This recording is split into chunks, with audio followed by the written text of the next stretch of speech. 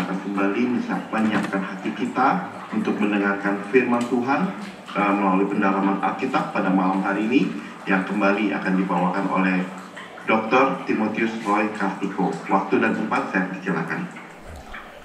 Terima kasih Bapak Handi. Selamat petang para kekasih. Mari kita akan tunduk kepala, kita akan masuk dalam doa. Bapa yang baik dalam sorga, kembali pada petang hari ini kami bersyukur untuk anugerah Tuhan yang besar, sehingga kami boleh bersama-sama bersekutu di dalam firman. Dan hamba percaya Tuhan, bila kami ada hadir di dalam Zoom meeting ini, bukan karena kemauan kami, tetapi karena penunjukan dan pemilihan Allah, sehingga kami boleh mendapatkan prioritas ilahi di dalam hidup kami. Karena tubuh kami lemah, tetapi hati kami merindukan, jiwa kami, roh kami merindukan Engkau. Itu sebab Tuhan, Engkau akan memberikan pada kami segala anugerah-Mu yang luar biasa. Segala bentuk pekerjaan kuasa gelapan, roh kurang percaya, dan gangguan apapun juga pada jaringan dan transmisi internet kami, masing-masing di tempat kami, Tuhan sendiri akan melindunginya. Dan segala pekerjaan kuasa gelapan kami patahkan dalam nama Yesus. Dan nama-Mu dipermuliakan dalam kemenangan yang Kau beri kepada kami. Atas sakit penyakit, atas segala kesibukan, atas segala hambatan di dalam mendengar firman. Terima kasih Bapa, hanya di dalam nama Tuhan Yesus Kristus, Juru Selamat dan Penebus kami. Dan kita semua mengaminkan. Amin. Para kekasih, kita masuk pada bagian ke-35. Saudara, dan setiap kali saya ingin cepat menyelesaikan, tetapi selalu Tuhan memberikan tambahan-tambahan yang menurut saya penting. Dan juga satu hal yang saya perlu sampaikan kepada saudara adalah saya tidak bisa terlalu cepat maju, ya, saudara. Karena apa? Karena saya menyadari sebagian dari antara kita bukan hamba-hamba Tuhan full timer yang biasa menerima firman dan cepat menangkap, ya, saudara. Sedangkan saya kalau mengajar dalam kuliah di STT pun itu saya selalu mengulangi. Ya, kenapa? Karena kemampuan manusia itu tidak istimewa. Rata-rata IQ kita itu semua rata-rata. Jadi kalau berbeda 1 minggu, berselang 1 minggu apalagi 2 minggu, itu boleh dibilang saudara, itu 45% sampai 50% lupa. Ya, umur berapapun, apalagi kalau sudah tua. Itu sebab saya perlu berjalan lambat, tetapi juga Tuhan memberikan hal-hal baru, dan saya perlu juga mengulangi, ya, saudara. Itu sebab sampai cukup lama, kita sampai serialnya sampai panjang. Kenapa? Bagi saya targetnya tidak ada. Bagi saya targetnya adalah realisasi. Kenyataan daripada firman yang diterima, itu target saya. Ya, saudara, jadi bukan harus menyelesaikan, harus materi sekian banyak, tidak. Itu kalau orang belajar pada STT secara akademik, karena mereka mengejar wisuda, mengejar gelar, mengejar jenjang jabatan. Tapi kalau kita kan tidak. Itu sebab lebih baik, biar lambat, tetapi itu menghasilkan buah. Yang percaya katakan amin. Ya, jadi saya ingin supaya saudara mengerti. Bukan maksud saya memperpanjang-panjang, tidak, ya saudara. Saya tidak kekurangan pekerjaan. Tetapi itu demi menghasilkan. Ya saudara. Itu sebab saya perlu mengulang. Dan mengulang itu penting sekali. Sehingga baik saudara pebisnis, ibu rumah tangga, para mahasiswa, pelajar, ataupun juga orang yang sudah tua, semua bisa berjalan seiring bersama. Ya, sehingga kita boleh mencapai tujuan bersama, mendapatkan buah-buah yang lebat di dalam pelayanan dan dalam bisnis kita.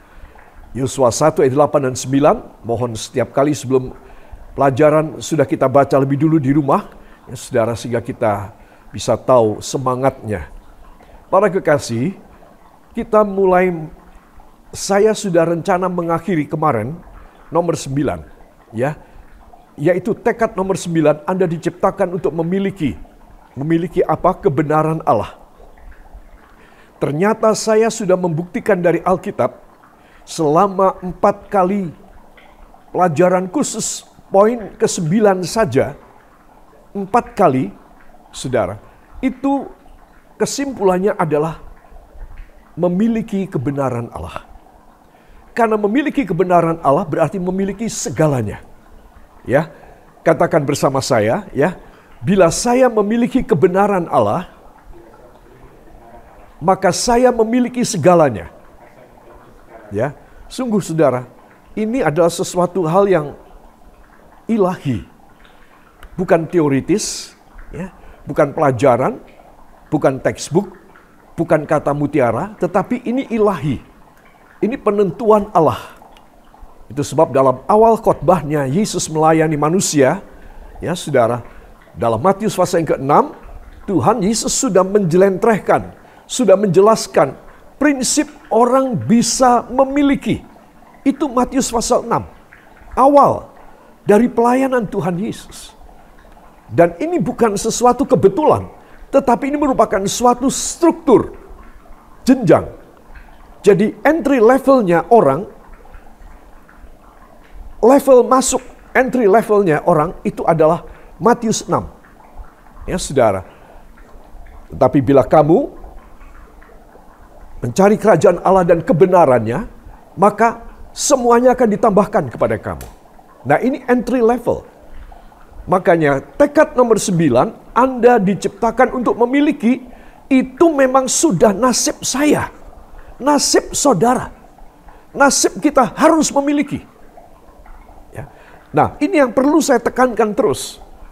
Kalau saat ini kita dalam keadaan yang sulit keuangan, ataupun kesehatan kita, ataupun tidak ada kemajuan dalam bisnis, mata pencaharian kita, atau kurang maju dalam pelayanan kita, saudara, saya anjurkan membaca Matius pasal yang ke-6. Seluruh pasal itu. Itulah entry level dari perjanjian Allah yang menjadi hak kita semua. Yang kita bangga karena Tuhan memulai dengan entry level, ya, adalah kebenaran Allah. Para kekasih ya. Nah, Matius 6:33, karena punya kerajaan sorga dan kebenarannya, maka bisa memiliki. Ya, saudara.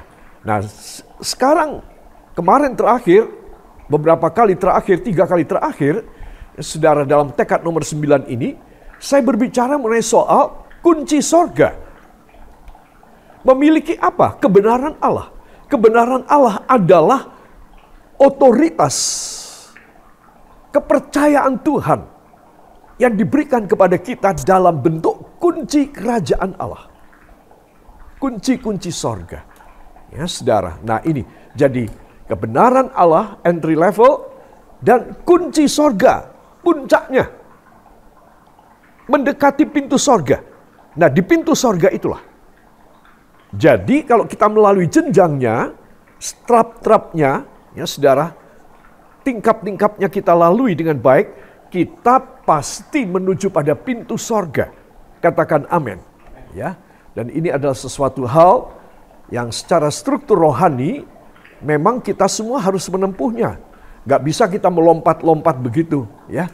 Itu berbahaya sekali. Dan banyak orang Kristen terlalu pede, bukan terlalu beriman, tetapi terlalu pede melompat dan jatuh.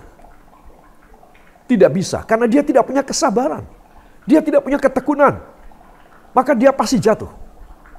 Itu sebab, saudara, tiap-tiap tahap, tiap-tiap level, itu kita harus lulus.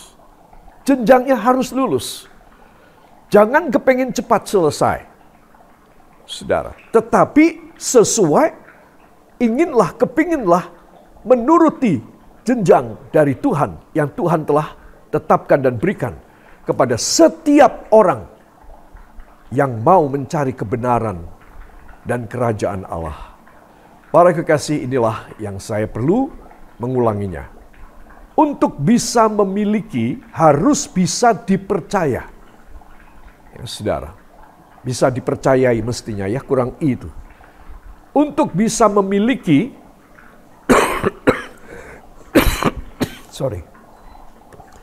karena memiliki dengan akhiran i, maka harus bisa dipercayai. Ya, saudara. Nah, di sini kita melihat tentang apa yang harus bisa dipercaya yang Tuhan harus bisa percaya pada saya. 1, dalam hal pelayanan. 2, dalam hal berkorban. Ya, saudara, banyak orang mempunyai stereotip yang salah. Apakah itu? Bahwa kalau saya melayani, justru saya menerima korban.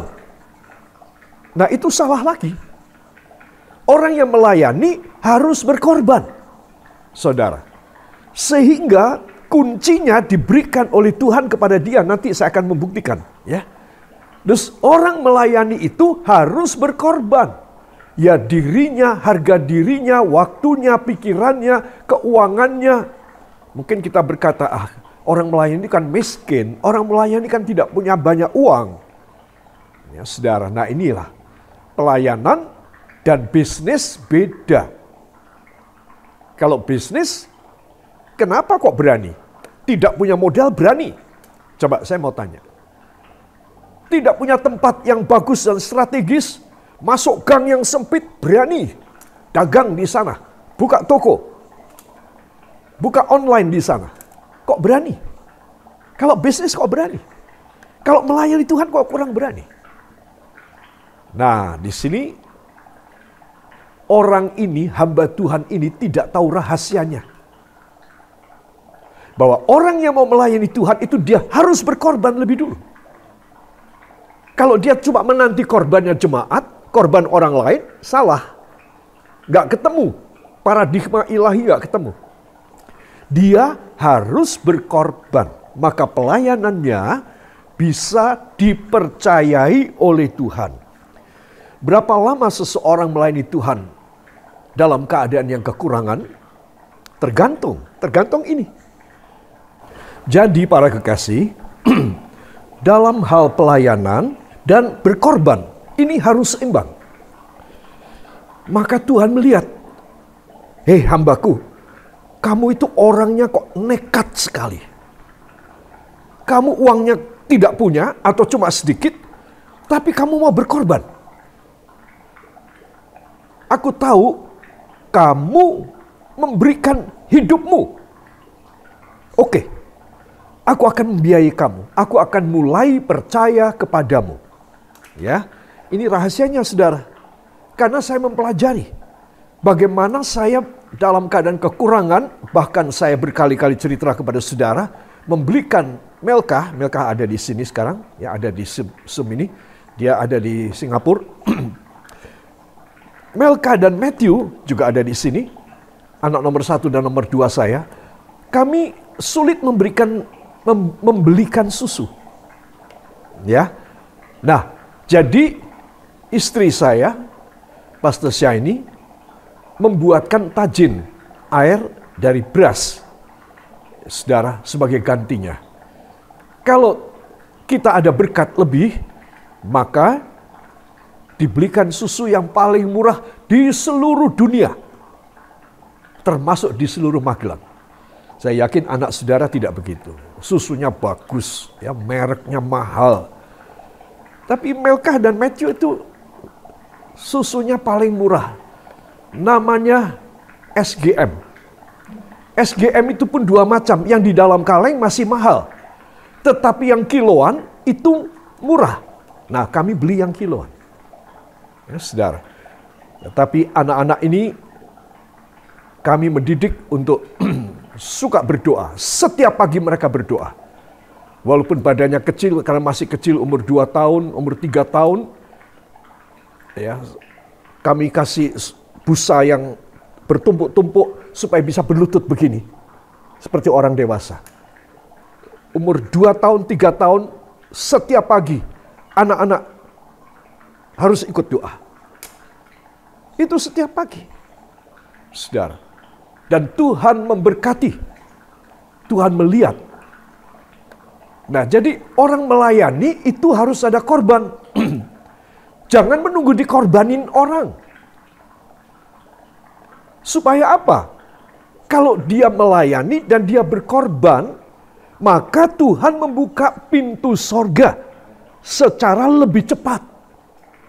Ya, saudara, itu sebab banyak adagio. Adagio adalah kesimpulan yang tidak pasti.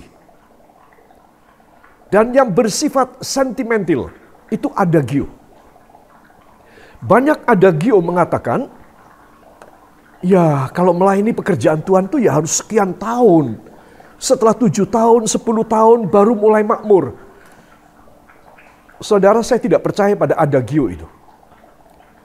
Ya saudara, itu semua tergantung pada berapa lama kita segera terjun pada dua segi ini. Pelayanan berkorban, pelayanan berkorban, pelayanan berkorban. Saudara, inilah rahasia Anda dapat memilikinya. Anda mempunyai kuasa untuk memiliki. Itu sebab mari sekarang kita akan berubah, ya, saudara. Sehingga kita ini mempersembahkan itu bukan hanya badan kita, tapi uang kita nggak berani. Saya tahu, orang kalau kekurangan itu tidak pegang uang, kalau kemudian pegang uang sedikit aja, itu rasanya sudah, ya ini harus untuk aku semua. Karena selama ini aku tidak makan. Selama ini aku berpuasa terpaksa. Jadi begitu dapat uang, langsung dihabisin. Ini hamba tidak bisa dipercaya. Saudara. Itu sebab kalau seseorang ingin rahasianya, dia melayani dan cepat diberkati, maka ikutin ini, cara ini. Saudara, saya mereview tentang sekian puluh tahun yang lalu, apa ya yang saya bisa sampaikan dan ceritakan kepada saudara-saudara malam ini. Tentang pelayanan yang cepat diberkati. Lalu Tuhan memberikan pada saya. Ini baru sekitar jam berapa tadi saya mulai persiapan. Mungkin sekitar jam 4:30 sore. 4:30 sore. Jam 4 saya makan siang. 4:30 saya mulai persiapan untuk sore malam ini. Saudara, ya. Dan saya bertanya kepada Tuhan, bagaimana Tuhan seorang hamba Tuhan itu cepat keluar dari kekurangan? Karena saya dulu mengalami. Lalu saya teringat bagaimana yang saya dan almarhum istri itu kami lakukan. Sehingga tidak lama-lama, saudara, Tuhan memberkati itu bertahap sih, tetapi cepat. Ya saudara. Nah, maka rahasianya adalah orang melayani Tuhan harus berkorban. Bukan menunggu orang korban kepada dia. Salah. Dia sampai lama akan dalam kekurangan terus. Itu sebab ini pelajaran. Ini pengalaman saya dan istri. Jadi saya perlu sampaikan pada saudara. Supaya apa? Supaya segera Tuhan itu jatuh hati. Tapi kalau saya melayani Tuhan menunggu orang korban, Tuhan nggak jatuh hati sama saya. Repot saya. Saya bisa 10 tahun. Saya bisa 20 tahun dalam keadaan kekurangan. Nggak mau saya. Wegah, pelayanan kayak begitu tuh nggak demen saya. Saudara, harus ada satu perubahan. Harus ada sesuatu revolusioner dalam hidup kita.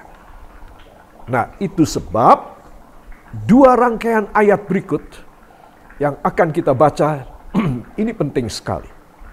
Dalam hal pelayanan, Matius 25 ayat 21 dan 23, tolong seorang saudara suka bacakan. Injil Matius pasal yang ke-25 ayat yang ke-21 dan 23. Matius 25 ayat 21 dan 23. Maka kata tuannya itu kepadanya, baik sekali perbuatanmu itu, hai hambaku yang baik dan setia. Engkau telah setia dalam perkara kecil, aku akan memberikan kepadamu tanggung jawab dalam perkara yang besar. Masuklah dan turutlah dalam kebahagiaan Tuhan. 23. Maka kata tuannya itu kepadanya, baik sekali perbuatanmu itu, hai hambaku yang baik dan setia. Engkau telah setia memikul tanggung jawab dalam perkara yang kecil. Aku akan memberikan kepadamu tanggung jawab dalam perkara yang besar. Masuklah dan turutlah dalam kebahagiaan Tuanmu. Amin. Terima kasih Bapak Yosef. Dua ayat ini sama saudara, ya. Kalau saudara perhatikan ya, nggak ada bedanya. Padahal modalnya beda. Si A, hamba nomor 1 mendapat 5 talenta, si B dapat 2 talenta. Ini beda 3 talenta loh saudara. Ya, bedanya adalah 60% bedanya. Tetapi pernyataan penghargaan apresiasi ilahi sama. Saudara.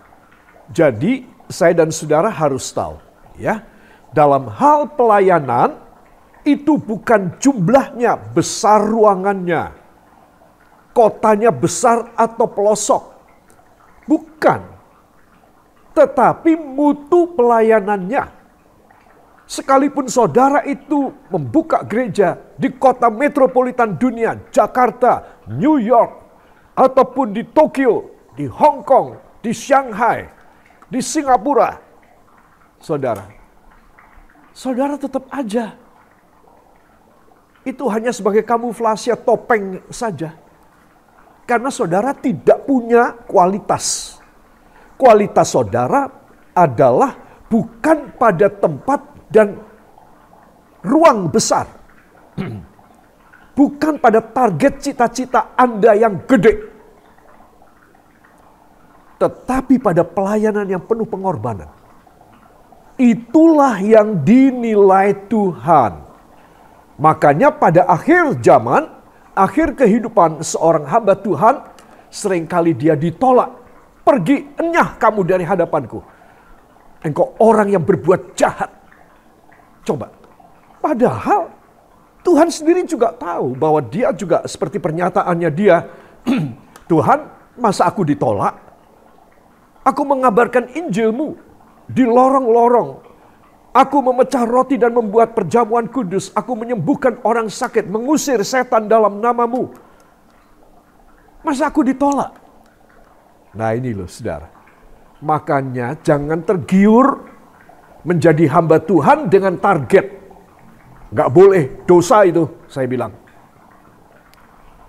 Meskipun banyak pendeta-pendeta besar melakukan demikian. Terserah, mereka punya tanggung jawab sama Tuhan. Tetapi prinsip Alkitab tidak boleh. Prinsip Alkitab adalah kamu memperhambakan dirimu dan berkorban. Perkara kamu mau aku bikin besar atau tetap kecil atau agak besaran sedikit atau besar luar biasa, kamu tidak boleh membuat target. Karena ini bukan pekerjaanmu, ini pekerjaanku.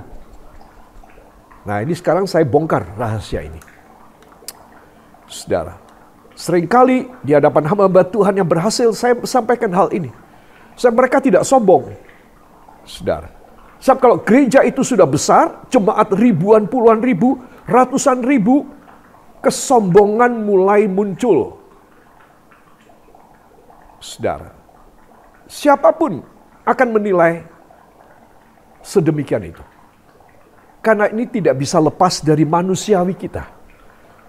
Supaya safe, makanya saya bilang, makanya Tuhan juga berfirman, kamu jadilah hamba saja. Kamu bukan pemilik, kamu cuma hamba. Ini loh saudara. Makanya dalam ayat 21 dan 23, sama Tuhan menyampaikan apresiasinya, penghargaannya kepada yang memberi 5 talenta lagi, jadi kembali 10 talenta. Kepada yang memberi 2 talenta lagi, jadi kembali 4 talenta. Sama. Saudara, itu sebab yang penting dalam pelayanan adalah kesetiaan, kejujuran, kerendahan hati, ketulusan, kekudusan. Itu nomor 1. Sebab kalau itu nomor 2, maka saya pasti tidak bisa menyenangkan hati Bapa. Ya, itu sebab anak-anak Tuhan, hamba-hamba Tuhan perhatikan baik-baik.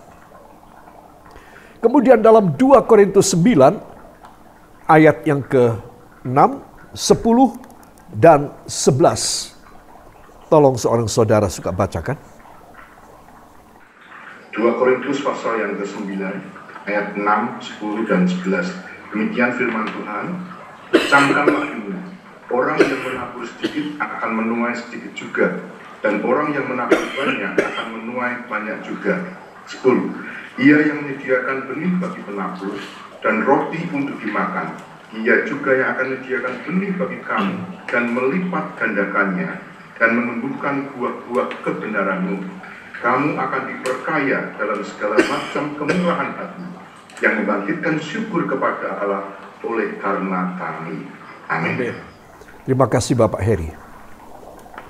Saudara, bila saudara memperhatikan subjudul daripada subparagraf ini, ayat 6 mulai ya, memberi dengan memberi dengan sukacita membawa berkat. Orang yang menabur sedikit menuai sedikit. Orang yang menabur banyak menuai banyak. Ya, saudara. Nah, ini prinsip Allah. Ya. Itu sebab orang tidak menuai, ya tidak dapat. Orang tidak menabur, ya tidak mendapat. Itu. Orang melayani Tuhan tidak berkorban. Ya nggak dapat. Jelas kan? Jadi ini matematisnya. Matematiknya. Hitung-hitungannya. Aritmatikanya. Demikian. Jadi kalau saya tidak berkorban, saya tidak menabur, saya tidak akan tuai. Saya menabur sedikit, saya akan menuai sedikit. Saya menabur banyak, saya akan menuai banyak. Jadi levelingnya, balance-nya, orang melayani Tuhan adalah orang yang berkorban. Dan saya yakin bila prinsip ini kita mulai kerjakan, terobosan ilahi di bidang keuangan, di bidang fasilitas hidup, akan saudara nikmati. Mujizat demi mujizat akan terjadi dalam pelayanan, dalam jemaat Anda, dan dalam keluarga kita sendiri. Ya, saudara, jadi ini rahasianya. Dan ini penting sekali. Ya, para kekasih. Itu sebab saya tidak bisa beranjak dengan setiap tekad. Setiap tekad itu Tuhan memberikan rencana-rencana, dalil-dalilnya. Dan pada tekad nomor 9 ini, saya sudah menunjukkan kepada Anda. Ya. Ayat yang ke-11, kamu akan dipercaya dalam segala macam kemurahan hati. Wow. Kemurahan hati siapa ini? Kemurahan hati Allah itu sudah dinyatakan dalam ayat nomor 10, ayat 10. Tuhan menyediakan benih dan roti. Itu kemurahan hati Allah. Lalu kemudian ada yang kedua, kemurahan hati siapa? Sesamamu manusia.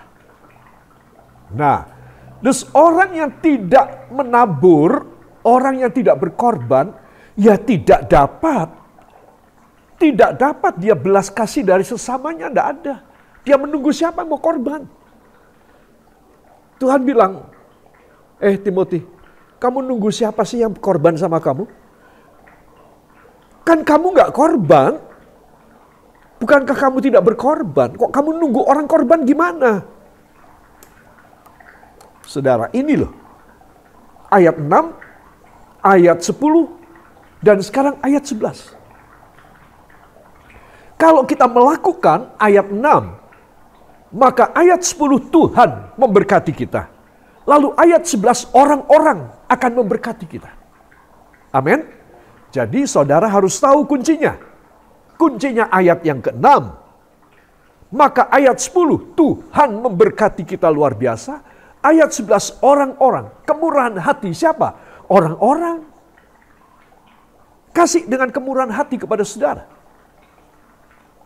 Sebab pelajaran kali ini rupanya Tuhan menaruh dalam hati saya. Bagaimana kita mendobrak. Dan bagaimana Tuhan bisa melakukan satu breakthrough, satu terobosan di bidang berkat kepada kita orang. Amin. Yang percaya katakan, saya harus demikian. Beri tepuk tangan yang baik bagi dia. Haleluya. Saudara yang kekasih, now realisasi ada di tangan kita. Sudah bukan di tangan Allah lagi. bola ada pada kita. Saudara. Maksudnya kata kiasan ini, peribahasa bola sekarang ada di tangan kita. Itu begini, saudara. Dalam sepak bola, saudara, dua kesebelasan. Salah seorang dari kesebelasan A salah menembakkan bolanya, diterima oleh kesebelasan B. Nah, sekarang bola di tangan B. Nah, itu maksudnya. Sekarang kesebelasan B berhasil nggak bikin gol pada golnya si A. Bola sudah di tangan mereka. Oke. Nah, jadi kita jangan terus menyalahkan Tuhan ataupun kurang senang hati dengan Tuhan atau kecewa dengan Tuhan. Saudara, sekarang masalahnya adalah bola itu ada pada tangan saya, tangan saudara. Ya, setelah saya memaparkan ini rahasia ini, maka sekarang saudara harus berinisiatif. Oke, sekarang ada pada saya ini bola. Saya harus tembakkan, harus gol. Nah, Tuhan menghargai, mengapresiasi saudara. Karena saudara dan saya mendengar firman dan melakukannya. Amin. Dan ketika kita melakukannya, maka mujizat demi mujizat terjadi kepada kita. Katakan, luar biasa. Bukan biasanya. Saya akan dirubah sesuai dengan firman. Amin. Beri tepuk tangan bagi dia. Haleluya. Saudara yang kekasih, tekad 1 sampai tekad 7 membangun kemampuan rohani dan mentalitas untuk bisa melakukan hal-hal besar dalam sejarah hidup ini. Jadi simak ulang dari YouTube ya. Tekad pertama sampai tekad yang ke-7. Saudara ada waktu silahkan ya. Filipi 4 ayat 8 dan 9, pikirkan saja yang baik dan lakukan semua yang telah Anda pelajari. Maka Allah sumber damai sejahtera akan menyertai kamu. Dan maksud Allah adalah demi tekad nomor 8, nomor 9, dan nomor 10. Ya, saudara. Nah, saya ulangi, nomor 8 adalah Anda bisa melakukannya. Ya, I can do all things through Christ who strengthens me. Ya, saudara, itu. Kemudian tekad nomor 9. Yang sekarang kita ada di sini, Anda diciptakan untuk memiliki, yaitu kebenaran Allah. Ya, saudara. Dari 2 Korintus 5:21, for he made him who knew no sin to be sin for us, that he might become the righteousness of God in him. Dia yang tidak berdosa, yaitu Yesus, dijadikan berdosa karena dosa saya, dosa saudara. Maka Yesus dijadikan berdosa, that he might become the righteousness of God in him. Supaya Yesus boleh menjadi kebenaran Allah di dalam dia. Kita lepas, gak jadi dihukum. Kita justru diberkati, dipercayai. Itu sebab kebenaran inilah yang memerdekakan kita. Saudara ya, Yohanes pasal yang ke-8 ayat 32. Maka kebenaran itu akan memerdekakan kamu. Dan kalau kamu dimerdekakan, ayat yang ke-36, maka kamu akan benar-benar merdeka. Saudara, kebenaran Allah itu dahsyat. Sekarang tergantung saya mengimplikasikan pada saya apa tidak. Menerapkan pada saya apa tidak. Cuma sekedar hanya sebagai teori saja, pendengaran saja. Rugi. Saya harus melakukan. Saya harus melakukan. Ya, saudara. Itu sebab seringkali kalau kita merenung atau berdoa, Tuhan itu berkhotbah pada diri saya. Pada diri kita sendiri. Tuhan berkhotbah pada satu orang. Supaya satu orang ini bertobat. Supaya satu orang ini bisa dipakai. Itu sebab adakan waktu doa itu bukan bersyafaat saja. Memohon. Syafaat itu dalam bahasa Arab berarti memohon. Saudara. Tetapi doa itu adalah memohon Tuhan berfirman kepada kita. Nah, itu doa yang tingkatannya, levelnya paling tinggi. Di mana kita membuka hati sehingga jalur Tuhan masuk pada saya, masuk pada saudara. Tetapi kalau doa itu hanya syafaat, ya ada daftarnya, ada listnya. Nomor 1 apa, nomor 2, anak, cucu, menantu, buyut, semua. Jemaat semua, ya sehafalnya namanya, semua disebut. Ada masalah apa, duitnya kurang berapa, untuk ini berapa, untuk itu berapa. Cicilan berapa. Ya saudara, maka katupnya Tuhan untuk berfirman tutup. Kenapa?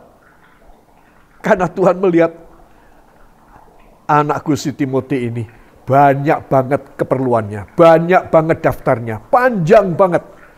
Aku disuruh diam. Ya wis, aku menang wae. Aku diam aja wis. Biar si Timothy ini ngoceh sendiri, biar. Aku diam aja. Saya menutup jalur Tuhan bicara. Dengan banyaknya permintaan saya. Saya dicap hamba Tuhan yang egoistis. Tuh, malah repot kan? Jadi orang banyak doa, banyak pokok doa, tidak memberi kesempatan Tuhan berbicara kepada dia, dicap sama Tuhan, kamu adalah anak yang egois. Kamu datang kepadaku cuma mau minta. Kamu datang kepadaku tidak mau aku bicara sama kamu. Tapi kamu yang ngoceh terus. Kamu yang banyak mulut. Ayo dirubah. Doa yang tidak menghasilkan tersebut dirubah. Supaya Anda punya doa berkhasiat, penuh dengan kuasa. Dan ada kenyataan-kenyataan mujizat dalam hidup Anda. Yang mau beri tepuk tangan bagi Tuhan. Haleluya. Para kekasih,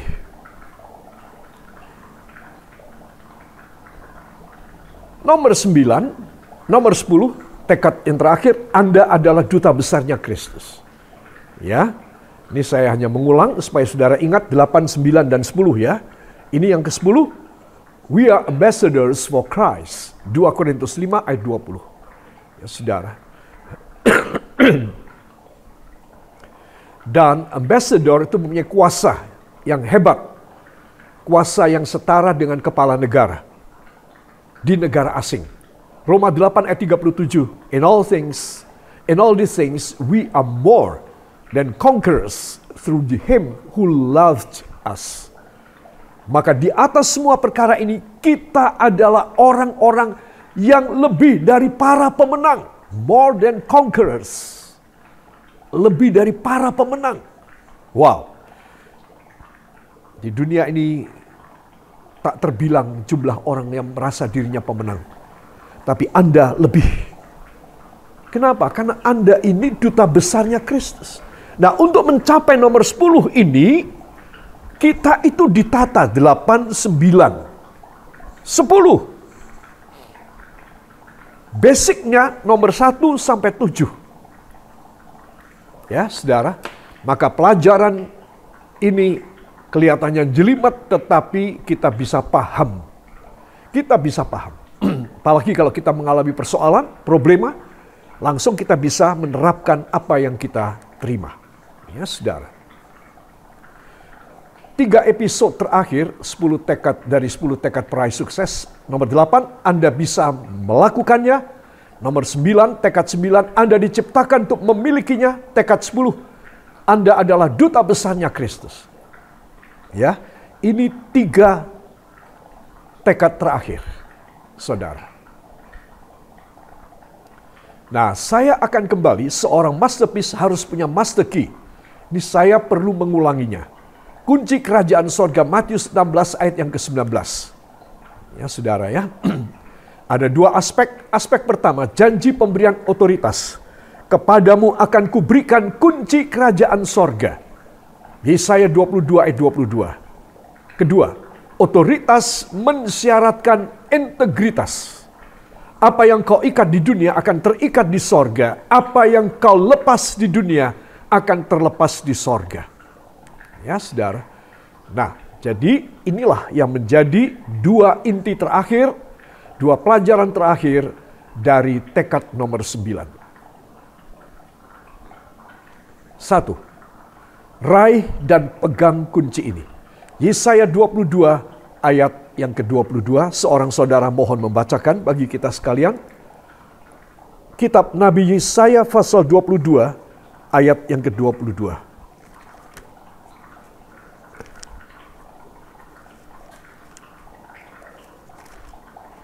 Yesaya 22 ayat yang ke-22. Aku akan menaruh kunci rumah Daud ke atas bahunya. Apabila ia membuka, tidak ada yang dapat menutup. Apabila ia menutup, tidak ada yang dapat membuka. Amin. Terima kasih Ibu Cindy. Saudara, seringkali beberapa kali saya katakan ini adalah firman Tuhan kepada Eliakim. Ya, Eliakim, saudara. Mirip dengan haknya Tuhan Yesus yang ditulis dalam kitab Wahyu. Ya, saudara. Tetapi ini kepada manusia berdosa. Kok bisa ya? Bisa. Karena manusia berdosa ini memiliki sifat bisa dipercaya. Saudara, jadi orang yang bisa dipercaya, jangan anggap orang yang imakulata, orang yang tidak bercacat celah. Tetapi orang yang bisa dipercaya adalah orang yang ada di dalam surveillance, di dalam pengamatan Allah terus menerus, sehingga Allah menganggap dia bisa dipercaya. Ya, saudara. Jadi di sini rahasianya perlu saya dan saudara ketahui. Saya menyebut inilah manusia langka kecintaan Tuhan. Manusia langka kecintaan Tuhan adalah manusia yang sampai Tuhan percayai dengan kunci Daud. Apabila kamu membuka, tidak ada yang bisa dapat menutup. Apabila kamu mengunci, tidak ada yang bisa dapat buka. Ini manusia langka kecintaan Tuhan. Saya belum mencapainya. Saya ingin mencapainya. Dan saya yakin ketika saya mati, ketika saya meninggal dunia, itulah saya mencapainya. Saudara. Selama saya masih hidup, saya berjuang untuk mencapainya. Supaya tidak ada perasaan puas pada saya. Saya tidak boleh puas dalam hal ini. Karena saya belum mencapainya. Kapan saya mencapainya? Ketika saya mati, saya mencapainya. Sangat menyenangkan Tuhan. Saya percaya istri saya, Ibu Gembala, Pastor Shaini almarhum, saya yakin ketika dia dalam saat terakhir, barangkali dalam keadaan yang sesak sekali nafasnya, dan Tuhan melihat siapa dia, Tuhan cepat mengangkat dia pulang dalam sorga. Manusia langka kecintaan Tuhan. Jangan jadi manusia biasa, hamba Tuhan biasa. Banyak, di mana-mana ada, keleleran lah kata orang Jawa. Tetapi kalau seseorang yang istimewa, wah, dia tidak keleleran, saudara. Tahu keleleran enggak? Bahasa Sundanya apa ya, Pak Handi ya? Apa bahasa Sundanya? Keleleran itu adalah orang yang apa ya, yang bergentayangan gitu loh, nggak tentu gitu. Seperti orang apa namanya, bahasa Indonesianya apa?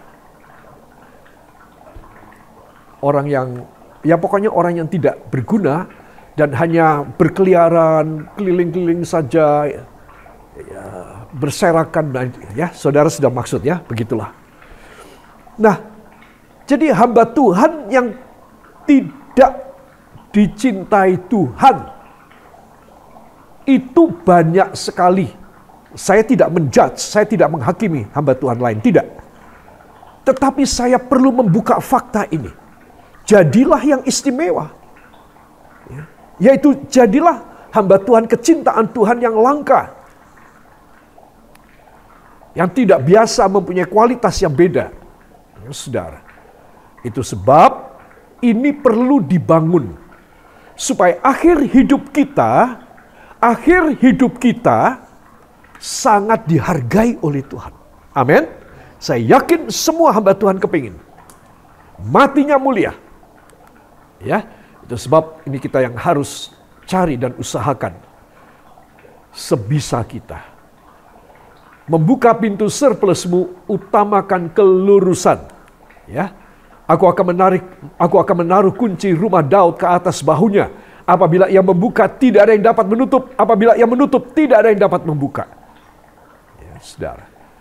Lalu lihatlah di sini Tuhan, seolah-olah Tuhan sedang mengadili dua orang ini. Ya, saudara. Siapakah mereka?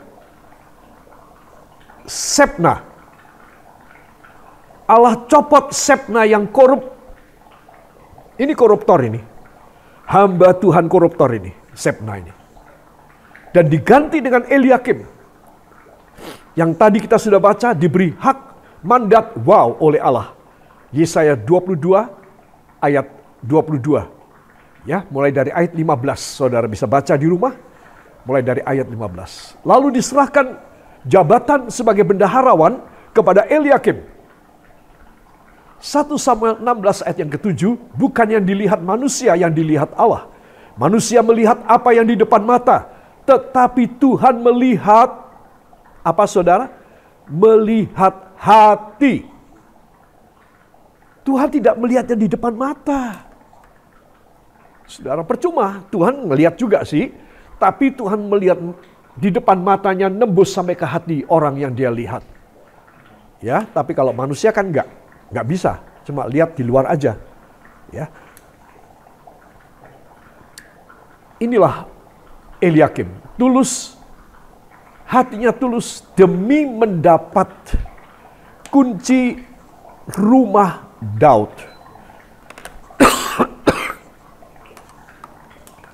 Dus orang yang tulus, jujur, dia akan menerima limpahan kepercayaan dari hamba lain. Nah, ini kuncinya. Kenapa saya tidak pernah mendapatkan karunia dan kepercayaan Tuhan yang besar seperti kepada si X, hamba Tuhan yang lain ini? Saudara, lihat. Tetapi kenapa saya bisa menerima sesuatu kepercayaan yang saya belum pernah mikirkan, gak kebayang sama saya? Saya merasa bukan orangnya yang pas buat saya. Saya masih terlalu rendah kualitasnya. Tiba-tiba Tuhan kasih sama saya. Kenapa? Ternyata karena Tuhan mencopot seseorang. Tuhan mencopot seorang hamba Tuhan lain. Yang pernah dia percayai banyak, yang pernah dia pakai. Tetapi karena orang ini korup, maka karunia itu diberikan kepada saya. Mengerti saudara rahasianya? Itu sebab kita harus selalu standby. Katakan, saya harus selalu standby. Selalu ready. Siap. Sewaktu-waktu Tuhan mempercayakan kepada saya akan ambil kepercayaan tersebut.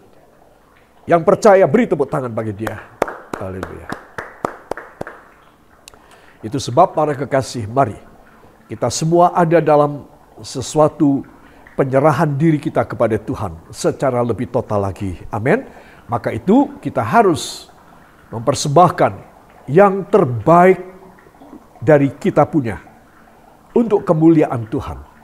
Hanya kepada Eliakim, rahasia anugerah Allah apa? Sebna, korupsi kepercayaan Allah, digulung, digantikan Eliakim. Yesaya 22 ayat 15 dan 19. Ya, saudara, ya, pelajarannya apa? Sebna artinya hamba yang tak setia dan tak jujur. Eliakim, nama ini berarti ayah dan penasehat. Wahyu 3 ayat 8 dan 10. Tuhan pasti membuka pintu-pintumu. Saudara, orang yang berkenan di hati Allah pasti dibukai pintu-pintu oleh Allah. Ya, itu sebab kita harus selalu jujur dan berkenan kepada Tuhan. Kita tidak ingin mencapai dan mencari nama bagi diri kita sendiri. Itu harus menjadi masa lalu kita.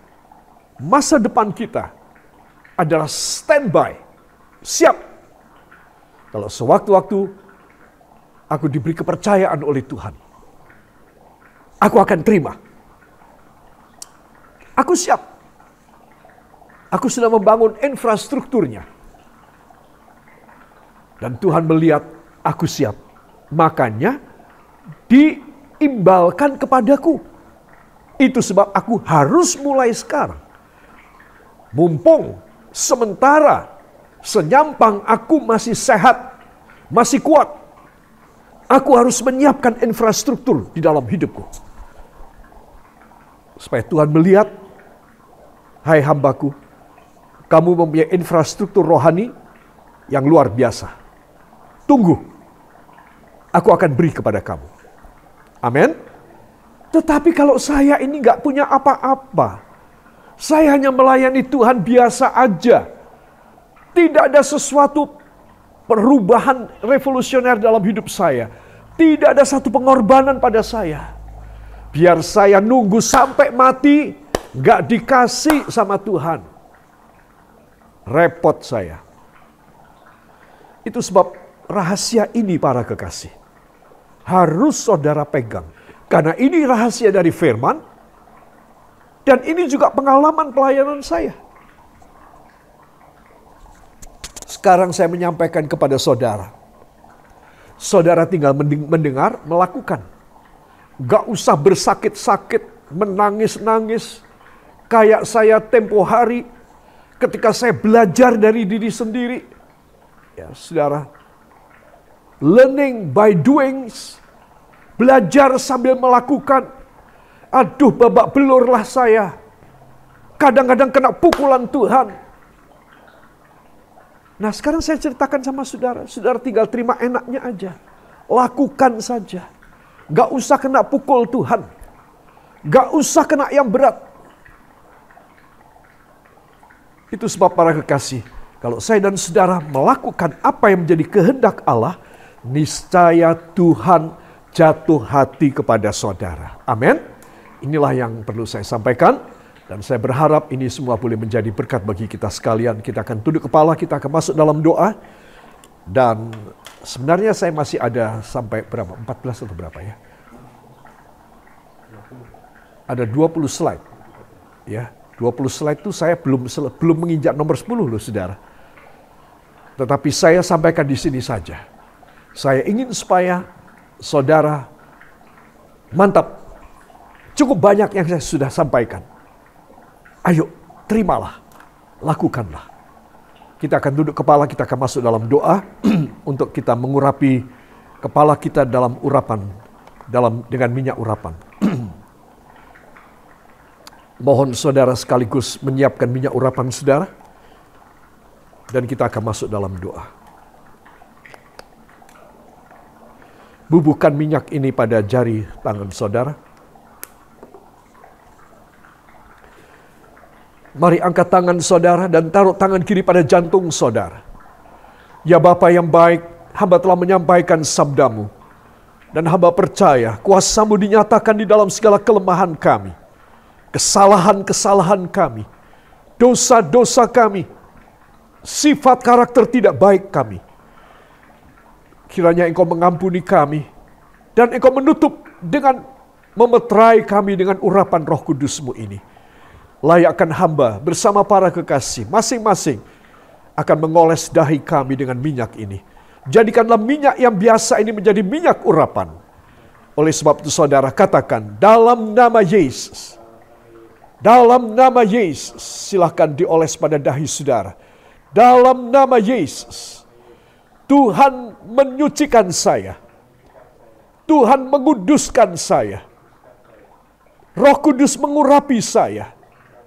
menambahi saya kepercayaan, sehingga hidup saya menerima anugerah yang besar, dipercaya lebih banyak untuk kemuliaan nama Bapa. Saya menyiapkan diri saya sewaktu-waktu untuk menerima kepercayaan yang lebih besar dalam nama Yesus. Terjadi demikian. Angkat dua tangan saudara, ucapkan terima kasih. Terima kasih Bapa, terima kasih Yesus, terima kasih Roh Kudus. Kami Kau layakkan untuk kami boleh mengurapi dahi kami, dan kami diurapi dengan Roh Kudus-Mu yang luar biasa, dan kuasa-Mu menjadi nyata bagi kami. Hanya di dalam nama Tuhan Yesus Kristus, Juru Selamat dan Penebus kami. Dan kita yang percaya diurapi, kita yang yakin menerima firman, dan kita yang menyiapkan diri kita untuk menerima sesuatu yang lebih besar, mengaminkan. Amin. Beri tepuk tangan bagi dia.